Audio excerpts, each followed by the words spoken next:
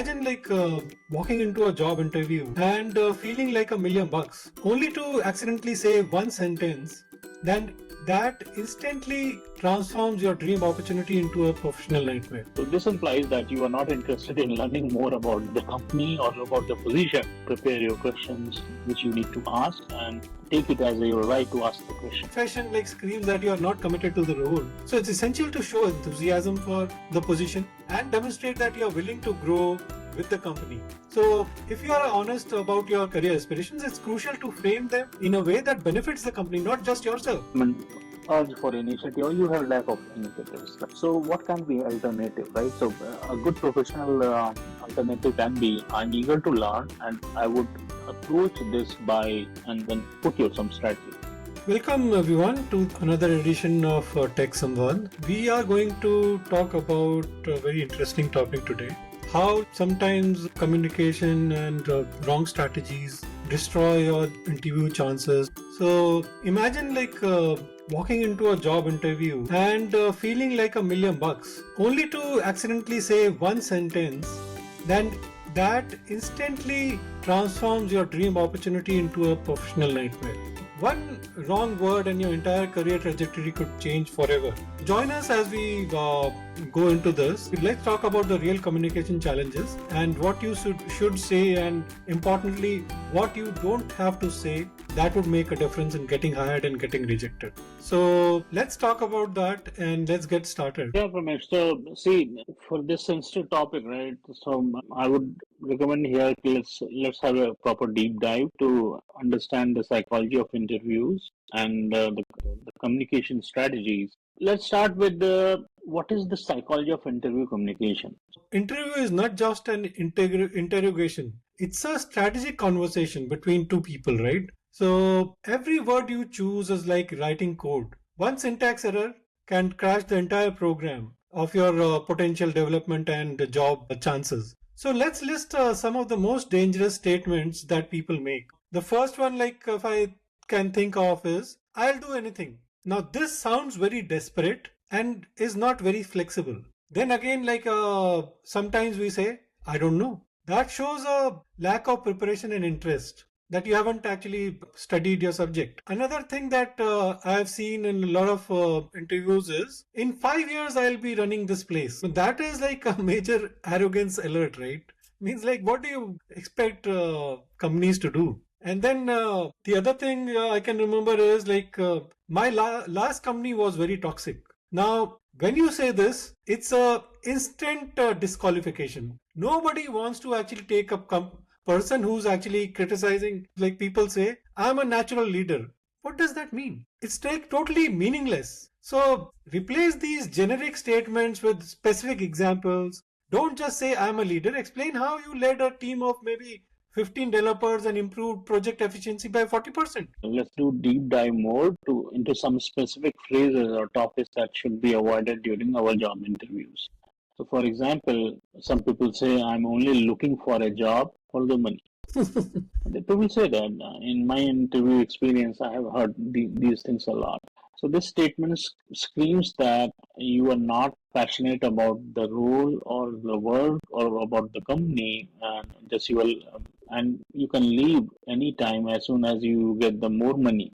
Another phrase we need to avoid is, I don't have any question. So this implies that you are not interested in learning more about the company or about the position. Prepare your questions which you need to ask and take it as your right to ask the question. Shahil, let's talk about the top 5 catastrophic interview statements, right, people make. So, first one was the previous employer trap. Like I said earlier also, never ever badmouth your previous workplace. So, golden rule, preparation is everything. Research the company, practice your answers, and stay professional. Employers want to see clear career goals, specific skills, genuine interest in the role, and professional communication. Another potential disastrous statement is, my company was completely mismanaged and toxic.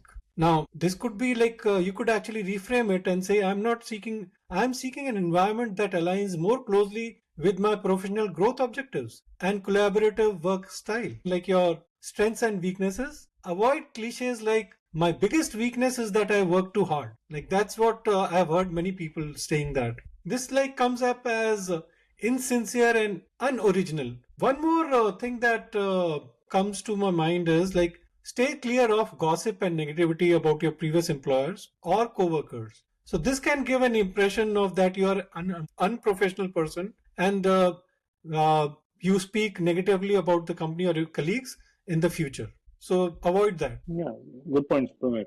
So let's discuss another critical point, which is overconfidence pitfall. Right? So if you think about a statement like, "I will be running this place in 5 years," so maybe some candidates are throwing this statement to demonstrate that they have leadership aspirations. So, like there are some other red flags. I mean, some people say, "I know everything about this role." That's a big no. Then another statement can be, "This job will be too easy for me." That's another red flag.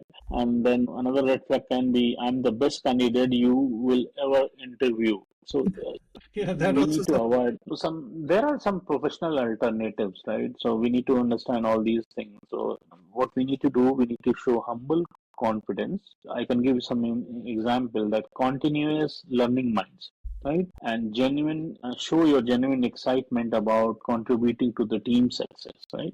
So avoid them, I, me, all those kind of statements. Like Hmm. the demonstration technique is basically like if we use concrete examples, like we said, quantify your achievements, like what have we have done, put some data around that, connect your experiences to specific roles, and show problem solving approaches, not just results. Like example, in my previous role, I optimized a backend infrastructure, reducing service and server response time by 47% and cutting operational costs by 25,000 annually. So this is a very specific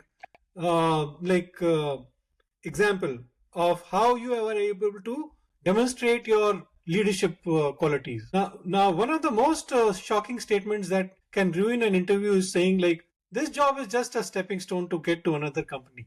Now, this confession like screams that you are not committed to the role. So it's essential to show enthusiasm for the position and demonstrate that you are willing to grow with the company. So, if you are honest about your career aspirations, it's crucial to frame them in a way that benefits the company, not just yourself. We need to remember that honesty is a key, but it is equally important to be tactful and strategic in your responses, Right, right? exactly. So, Pramesh, let's go to another method, which is called STAR method mastery. I mean, let me walk through. So, STAR is not just a method, but it is your interview framework or interview storytelling framework, right? So STAR is consists of four words. So S stands for your situation, then T for is task, so then A is action, and then R is result.